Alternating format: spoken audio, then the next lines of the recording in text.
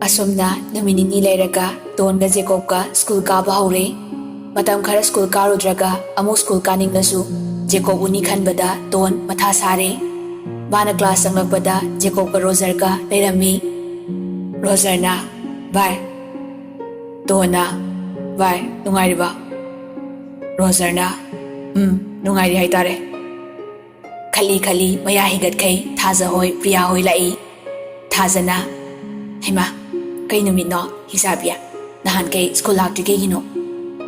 School da kanamata na Don Jacob da sile khangdribani. Don na khungge hek tawbaga Jacob na maraksat thalai. Ho aduburo itay inaw honeymoon chatluba adugi.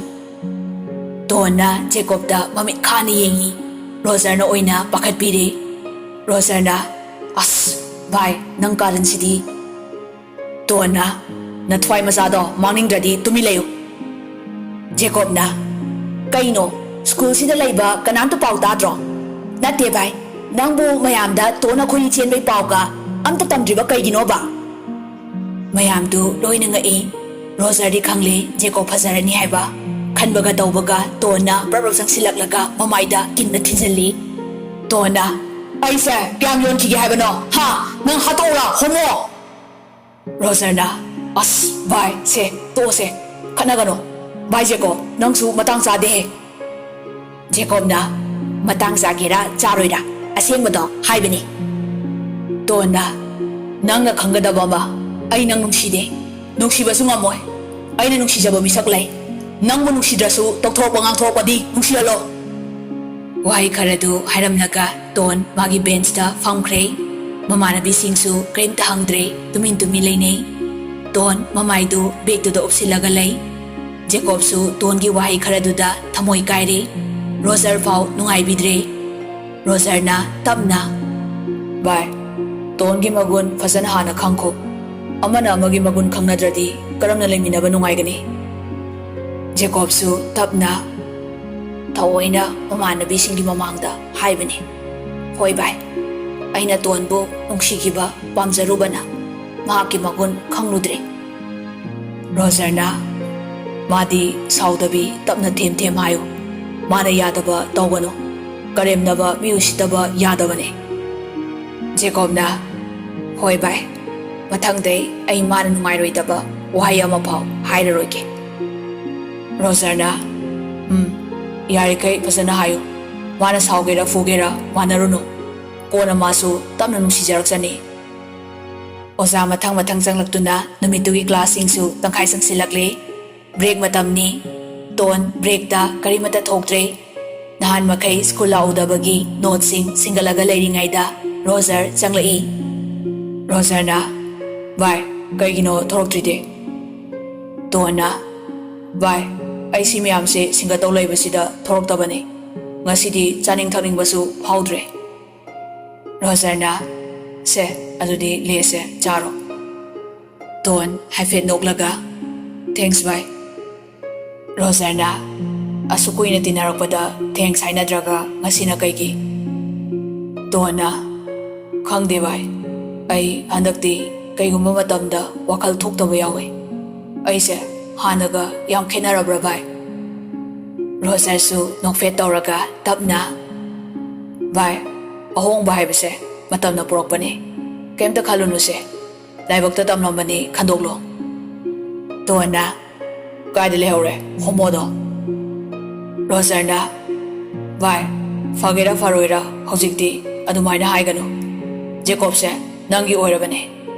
Noeni gi marakta khenaba wakhal chana raktaba laklabadi madugi khudong saba loge khanba misu leirangani. Nangna mabu bevar tawrabadi kanagumbi nasu soidana bevar tawgani. Usit gani noeni saunaganu bye hanjinba yararoi. Aduga Jacob se leikaida khwaidagi phaba nisa chadaba gyan tabai maming chatlibani. Yam ing tapsabani. Masi hoina mabok hoina yam kena yolokpagi marai konjabani. Khana chainabase ma yam hainadabani. Angang oringaida mangonda kinna thilakpase tumina dumlai makhut hande aino oina phugainaribani. Don momon noklaga Roger liba wari tu thawai ta na tari. Rogerna makha tarei. Kumai harausu pakna yaude. Aina namdana noma thabal chonganba. Kaisampatane. Nupi aphawi mayamna mai makhut tanabasi. Mana bai chatlase ai khoche nupi gaina tudek tore chatlase na angang dona ningai tobasi. Hojikta da nokninge. Matamda ma holi gi suti thorakpane. Class 9 kare. Asaposina nupi gi ngaktani. Bai mimi singju chasena tigi ni chadoise. Iromba mana chadoise. Kangsoiga chabiba nupa nate. Ton nokmi. As lore aiga pura onare adudi. Rogerna Noe ni di henzang da nate A to Z fa onai sidi. Tona as Namitudagi Ton Jacobu nuksiba natrabasu matau Roger gi wahiduna Jacobu pasana loina birake khalakpa haure.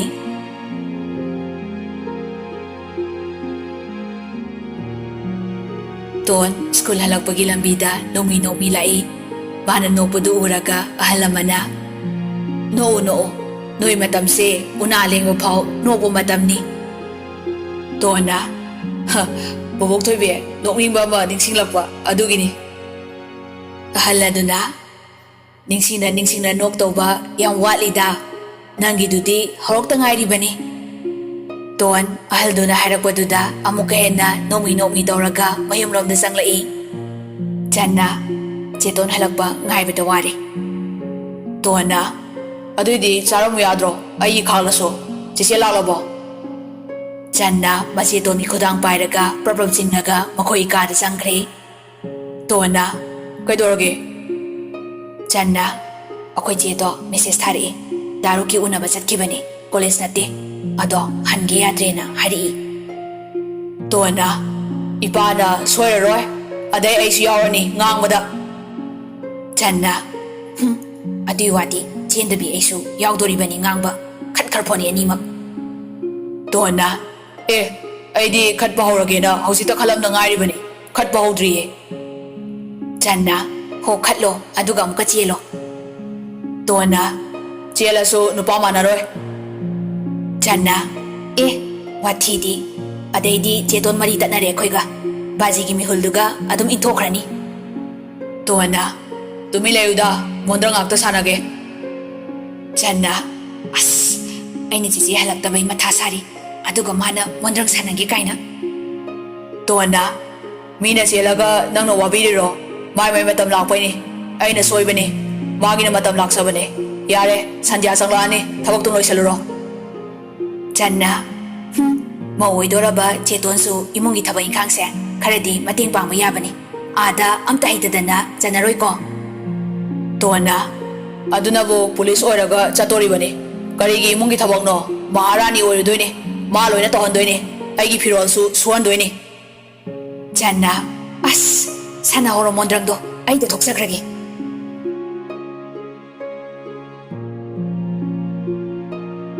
Somda college atpagi namada unariba anidu ngasai waidagi nungsiwari chikthanarambadu thengsilakpaduda abem isaw horogle. Abemna Paginate, Pungse, Manga Makaita Dore Habini, Ting Heba. Rokina, Abem, Nangam Saningabo, Ha, Yam Saningabo.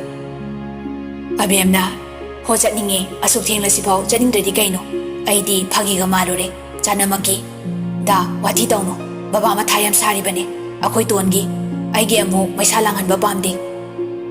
Rokina, Nungshibe, Nangbu, Unani Kanala, Waniko. Abemna, Mina Haraga, Tasina the Gay, Isega Saklay, Da, Tingy, I would think Biro Hibani. Rokina, Gande, Game Sanagi, Dangsu Sano, No Ludo being Ibra, Adusana Leo, Hotel Sa, Book Dog Rabani, Wakayam Tanarosi. Abemna, As, Aidiba, Kongse, Sanating Tolaga, coming here, Weba, Hoima, Nayana, kidnap Tori. Rokina, Hoi Nembo, Nasano Pise, I know phone the Kokopane, Masana Yana, kidnap Tobirona, Toxarapane. Abemna, Rocky Ginanganda, Kinatili.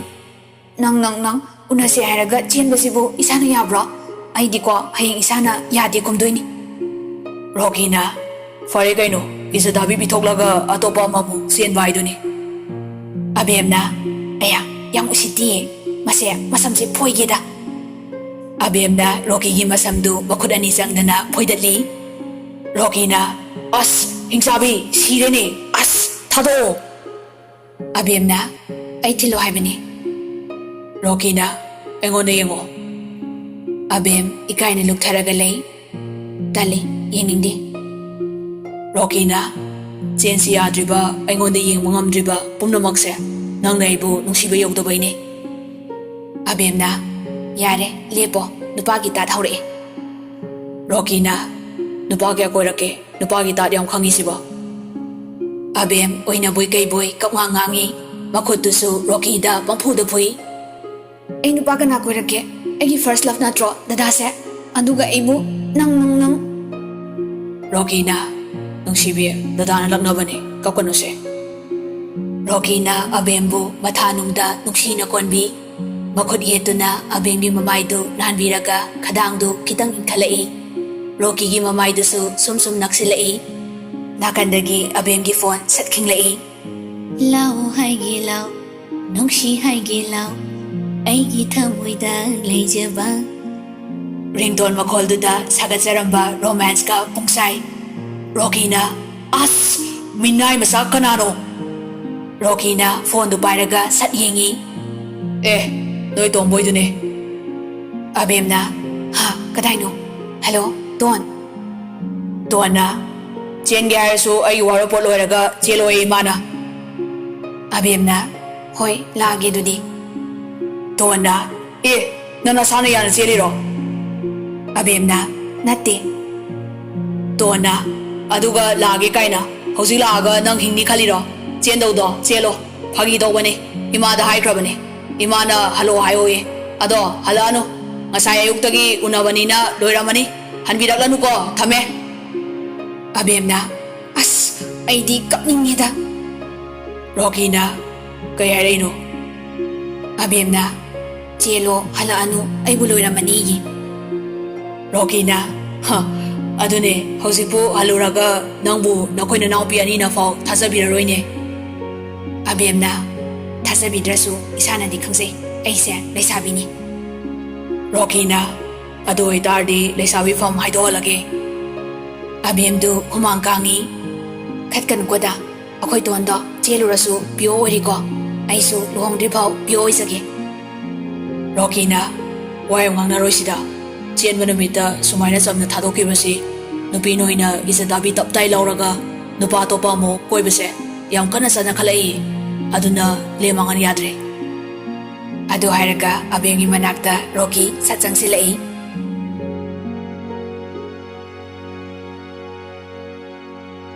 Numitu haukre nohongale chatnabigi matung inna Rocky hoigi alsing thonglare. Ranbir phana sauning lasu asawbudu phatharaga lagliba alsing du taramna okli. Ranbir na lengsin biraksi. Rajena fani isen hekta kausarage. Songi isanupi du aigi isanupa atombana masa musa yana zaraga chele madu pauhan balaksabani. Ranbir na ibai masa yana zabani na aikoina karibu hairuni. Rajena angang ani sidi yamna sana zakre kuina khaidoklaga thamibadu kaya pamjade. Ranbir na adugidi ningol popi mapa aina hena nungaijade. Manaupi amasu luhongbadu tapna honglasu waroi pot puraga thamsi hainaribani khitang di gyan tabo wale isanupi ahalsi. Rajena magi matamna bu laglabadi awana leita lairaga khangba nate da isen. Aisu mayamba yai madu luhongba tha phadribani. Isanupa ahumni mayamba animak thabak su tawre nupi su thire makoigidi phare thabak tawdriba mai tamliba magi damangni mapaina wari basisu. Ranbir na aisu isa singsi thabak amamamdi chawgera pikera tahonge khanbani karidi upai lei bai. Phare yam thengdringai da ichanupi du thimbiraklo masa yanajabani masin hangbaga laglaroi. Rajena hoi ngana thinjaraklage kuithararoi si hombinaba tawsi ima wanima mapalamda lei yumsida leidoba mausi songi isanupi si khaktani tawbabudi mamaga aiga isa tombaga khaktani leiribasi mamaso aisu chathokraga madangni lehobasi nupa mayumlonggi ahal amana mathanta leiba nungaitabagi misu yamdabaduda pusilabajani mayamdu wawa noi Ranbirna hoi hoi numita afaba ma yenglaga akhoi nupi masel puthi yengthokpirasi aduga makha taba paudu khanarasi ahal masel harau harau wari watai ngak sanaraba matung nupa mayunggi mi khaisu hanakre Ranbirga memsaga wari torami memsana ibungo dusu DM college da kayano tamni haine icha tombina Ranbirna hai mi mapadu ini mama dusu college ki professor ni lairaba khoidani minu sipiroidaba aduna mai sida phasana tamlaga thaba amomta tawonge khanbani fazaredana hausikte nungaire isani ngol popagi nungaibado masi oira male Ranbir isau langba horakle memsa su themlobada yararoina manarodre ngangba hokradi mari mari samdaraga ngangbi horakle Channa hauretu aisu yaure pelabani akoi chese bab yam tadeda Tona yare ahal na ngangbu school sa toy na tro loisina ba tawro Channa jaloi school gamta Tona amuke hena irang sagat kero adaidi horen faule poroi ngangba Channa noini na natro Tona sibu ainero aini ni yum panjaningde Channa chisedi kuina thamdo mande Tona fare hongkra sano itay oido nongdi nungside he aigi vocal se mana nongna khibani Channa chetona nungsiba mi se dadi nes khaktani ataidi nungside ngaktani dabari su devdas ola male Tona onge onsano magidi Chandramukhi na maina wabijani Channa kaideno da minupi imta koidabani Tona nangna khangbiriba Chandramukhi aidi nupi nate yudune yurai sure daine aina selaga mana kaidobagi devdas sabiyo aige matik sawa mi oigedi khandraga gadani Channa thamoy yaudaba nupida nungsijarati wasasano paisa su paiba masak su phajaba makoina koige hairubada yaroidaba nupi